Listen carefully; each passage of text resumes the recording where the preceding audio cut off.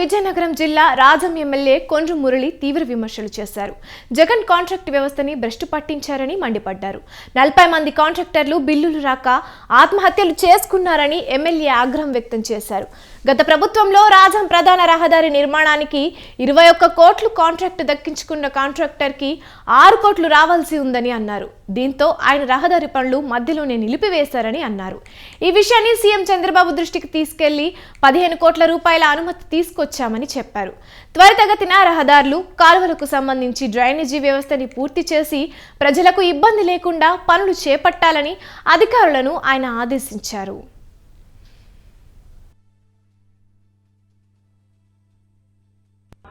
కూటమి ప్రభుత్వం వచ్చి 100 రోజులు దాటింది. 100 రోజుల్లోనే ఇది ఒక మంచి ప్రభుత్వం అనడానికి రాజాం మెయిన్ రోడ్డే ఒక ఉదాహరణ.